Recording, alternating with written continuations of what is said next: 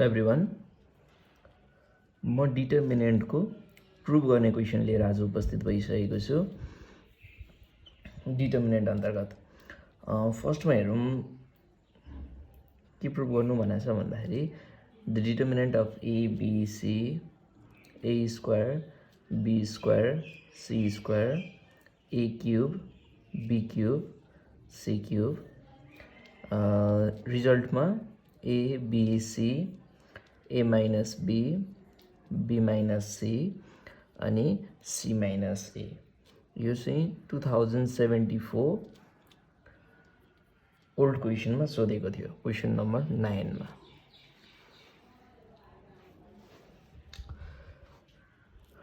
सुरुमा हामीले ध्यान दिनुपर्ने भनेको यस्तो क्वेसनहरू प्रुभ गर्दाखेरि यस्तो क्वेसन प्रुभ गर्दा के गर्छौँ त, यो एलएचएसमा जे दिएको छ त्यो कुरालाई फर्स्टमा लिने हो।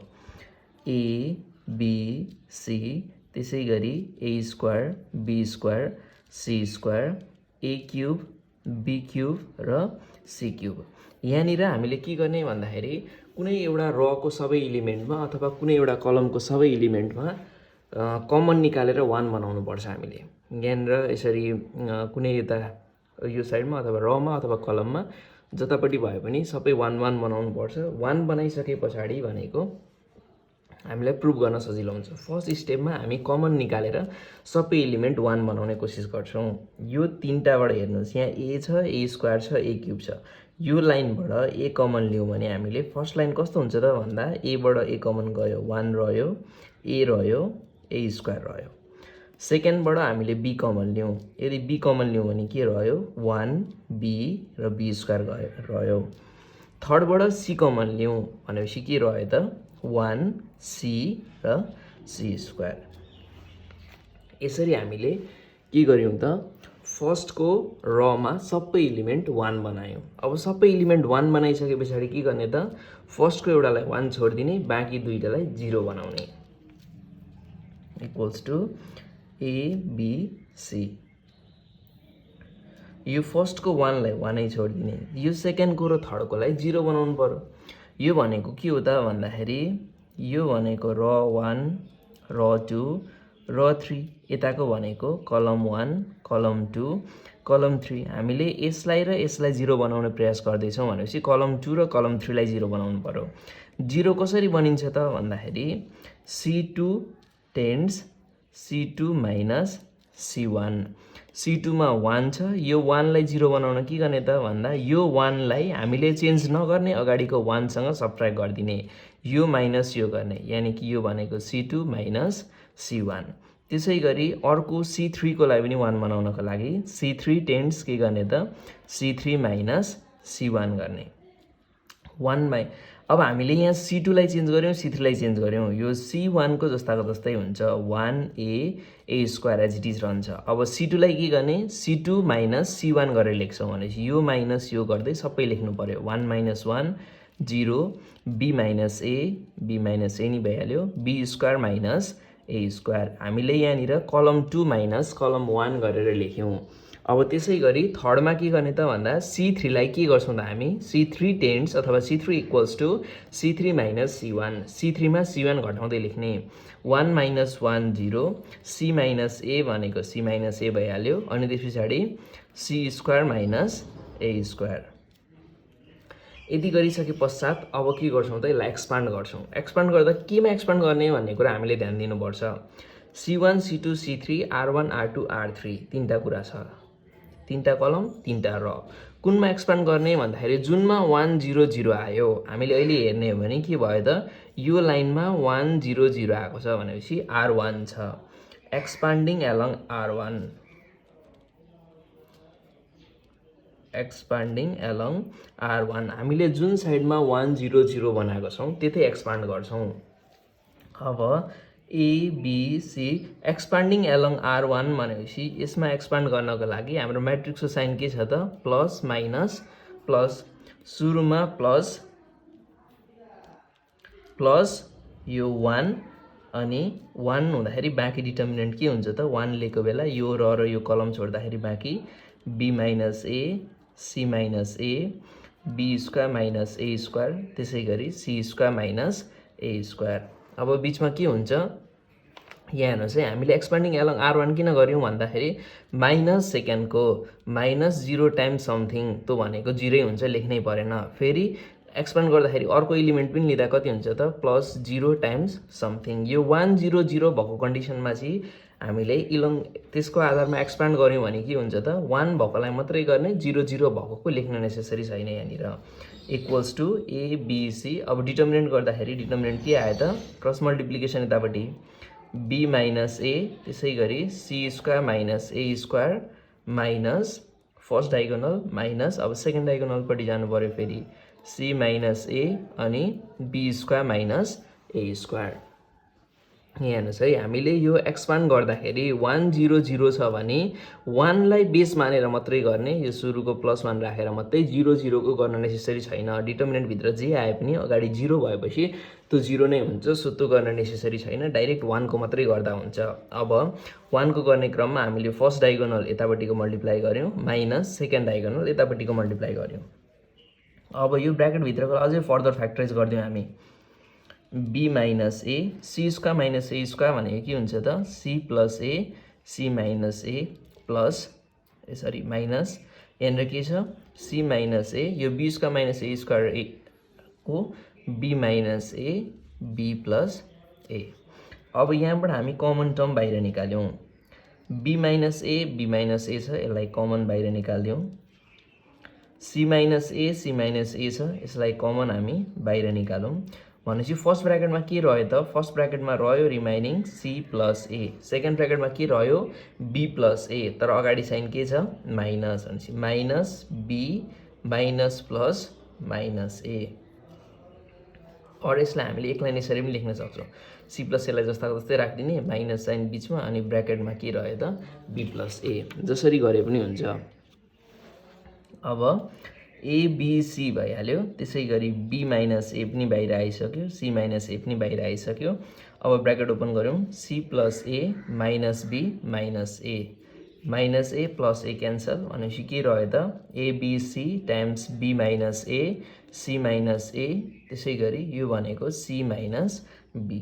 अब क्वेसनमा हामीले हेर्ने हो भने के छ त क्वेसनमा माथि टपमा क्वेसन हेर्दाखेरि ABC common A minus B B minus C minus A छ भनेपछि यो ए माइनस बी र बी माइनस सी छ, तर हामीसँग के भयो यहाँ B minus A C minus be.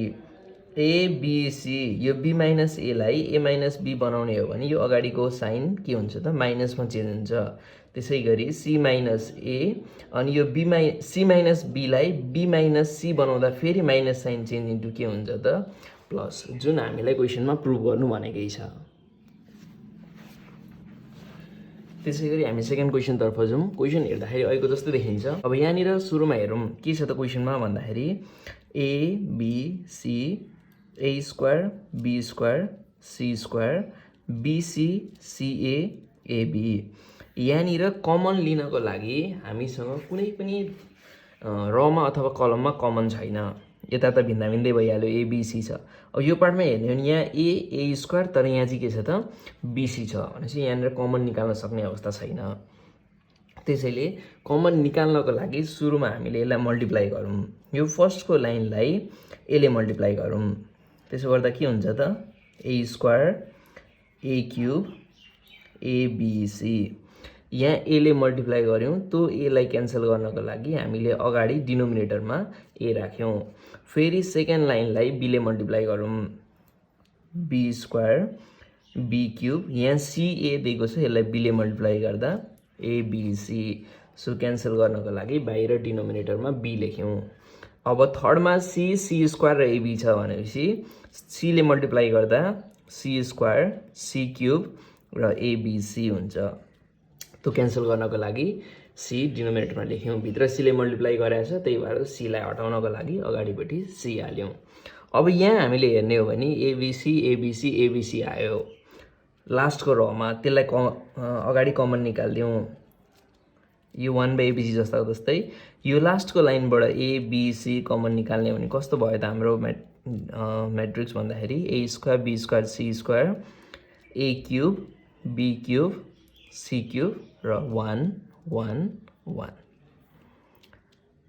यहाँनिर एबिसी एबिसी त काट्यो कमन निक्लिसके पछाडि र हामीले खोजे जस्तो रिजल्ट पनि आयो। हामीले के खोजेको थियौँ त कुनै रमा अथवा कुनै कलममा 1 1 1 हुनुपर्छ भनेर खोजेको थियौँ, जुन अहिले आइसकेको छ। अब फर्स्टको 1लाई एज इट इज राखिदिने, सेकेन्ड र थर्डकोलाई 0 बनाइदिने। यो भनेको कलम 1 हो, कलम 2 हो, कलम 3 हो। यतापट्टि भनेको र 1 र 2 र 3। हामीले यो र यसलाई 0 बनाउनु छ भनेपछि के गर्ने त 0 बनाउन? यो 1लाई 0 बनाउन 1 - 1 गर्नु पर्यो, अथवा C2 - C1 गर्नु पर्यो। फेरि यो 1लाई 0 बनाउन C3 - C1। के गर्छौँ त हामी? C2लाई C2 - C1 गर्छौँ र C3लाई C3 - C1 गर्छौँ। हेरौँ है त अब फेरि फर्स्टको कलम चेन्ज हुँदैन, जस्ताको तस्तै A² A3 1। सेकेन्डको कलमलाई के गर्दैछौँ त? C2लाई C2 - C1 C2 - C1 गर्दै लेख्दैछौँ। B² - A² B³ - A³। अब यहाँ 1 - 1 भनेको 0। फेरि C3मा पनि के गर्दैछौँ? C3 - C1 गर्दैछौँ। C² - A²। थर्डको कलम माइनस फर्स्टको कलम गरेको। सेकेन्डमा C³ - A³। अब यहाँनिर 1 - 1 रिजल्ट कति भयो त? 0। अब यो हामीले हेर्ने हो भने R1 R2 R3 मध्ये R3 मा 1 0 0 आयो भनेपछि यसलाई के गर्छौँ त हामी? एक्सपान्डिङ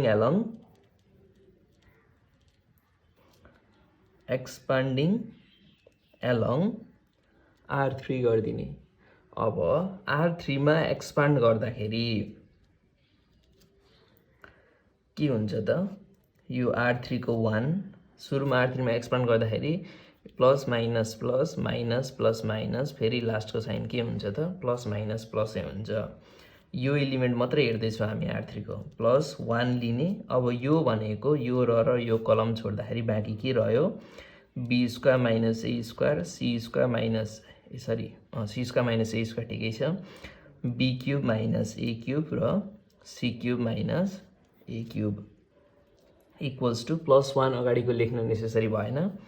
अब मल्टिप्लिकेसन गरौँ अर डिटर्मिनेन्ट निकालौँ। फर्स्ट डायगोनल मल्टिप्लिकेसन माइनस यतापट्टि सेकेन्ड डायगोनल अथवा minor diagonal B² - A² C³ - A³ minus C² - A² र B³ - A³।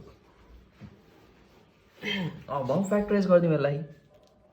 फर्स्टलाई फ्याक्टराइज गर्दाखेरि B² - A² भनेको B + A B - A। C³ - A³ भनेको C - A C² + CA + A² minus. अब यो पछाडिकोलाई मैले यहाँनिर लेखेर फ्याक्टराइज गरेँ। C² - A² भनेको छ त्यो भनेको C + A C - A। B³ - A³ भनेको छ त्यो भनेको B - A B² + BA + A²। अब दुईटैबाट कमन निकालौँ है त। C - A C - A common आउँछ। त्यसै गरी B - A B - A common आउँछ।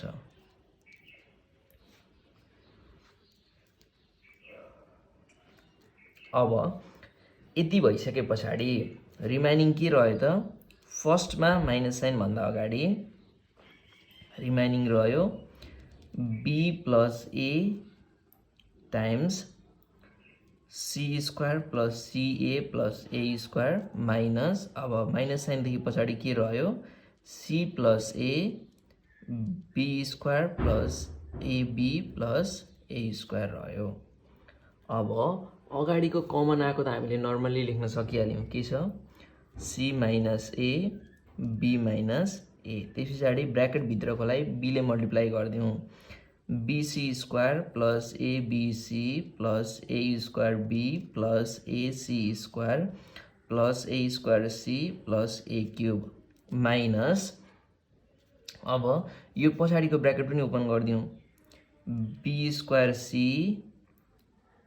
Minus ABC minus A²C minus AB² minus A²B minus A³। अब पोजिटिभ र नेगेटिभ साइन हेरेर क्यान्सल गरिदिउँ। ABC क्यान्सल भयो। अनि अर्को भनेको A²B र A²B पनि क्यान्सल भयो। A²C र A²C पनि क्यान्सल भयो। त्यसै गरी A³ र A³ पनि क्यान्सल भयो। अब ब्राकेटभित्र रह्यो चाहिँ के भन्दाखेरि के रह्यो त C minus A B minus A, त्यसै गरी ब्राकेटभित्र रहेको छ अब BC square plus AC square minus B square C minus AB square. मैले यो लास्टमा आएको रिजल्ट अर्को कपीमा लेखेँ equals to C minus A आएको छ बी माइनस ए आएको छ, त्यसै गरी ब्राकेटभित्र BC square plus AC square minus B square C minus AB square आएको छ। अब यसलाई हामी फर्दर सल्भ गरौँ। यसलाई सल्भ गर्ने कसरी त भन्दाखेरि सी माइनस ए भइहाल्यो बी माइनस ए भइहाल्यो। अब ब्राकेटभित्रको यो बीसी बीसी भएकोलाई एक ठाउँ राखौँ, BC square minus B square C, B र सीको दुईटा त्यहाँ कमन आउँछ, त्यसलाई एक ठाउँ राखेँ मैले। अनि रिमाइनिङ यो दुईटा AC square minus AB square भएकोलाई एक ठाउँ राखेँ। और पोजिटिभ नेगेटिभ बनाएर पोजिसन एरेन्ज गरेँ। अब यहाँबाट कमन लिनुपर्छ C minus A B minus A. यहाँ कमन के आयो त भन्दा बीसी कमन आउँछ सी माइनस बी, प्लस यहाँनिर कमन के आयो त भन्दा ए मात्रै कमन आयो C square minus B square equals to C minus A B minus A ब्राकेटमा BC C minus B plus A C square minus B square भनेको C plus B C minus B. यो दुईटा ब्राकेटमा और यो big ब्राकेटभित्र दुईटैमा भएको element के छ त भन्दा सी माइनस बी छ भने सी माइनस बी कमन आयो C minus A B minus A, त्यसै गरी सी माइनस बी कमन अनि ब्राकेटभित्र remaining BC plus A times C plus B equals to यो पोजिसन फेरि हेर्नुपर्ने हुन्छ। हामीले क्वेसनमा दिएको जस्तै पोजिसन हेर्नको लागि क्वेसनमा के थियो त भन्दाखेरि अघि माथि फर्स्टमा यहाँ प्रुभ गर्नुपर्नेमा बी माइनस सी छ सी माइनस ए छ ए माइनस बी छ। सी माइनस ए को पोजिसन ठिकै छ। अब बी माइनस एलाई के बनाउनु पर्ने छ ए माइनस बी, सी माइनस ए ठिकै छ। यो बी माइनस एलाई हामीले चेन्ज गर्नुपर्ने छ ए माइनस बीमा, जसले गर्दा अगाडिको साइन चेन्ज हुन्छ। बी माइनस ए माइनस भएको बेला दुईटा एलिमेन्टको पोजिसन चेन्ज गर्छौँ भने फ्रन्टको साइन पनि चेन्ज गर्नुपर्ने हुन्छ हामीले। त्यसै गरी सी माइनस बीलाई पनि बी माइनस सी बनाउँदाखेरि के हुन्छ त साइन चेन्ज हुन्छ, माइनस भएको थियो अघि, यो चेन्ज भएर केमा गयो प्लसमा। अब ब्राकेटभित्र के रह्यो त भन्दा BC plus A times C AC plus AB. क्वेसनमा सोधेको भनेको यही प्रुभ गर्न सोधेको छ। यो 2068 टियुमा सोधेको क्वेसन थियो।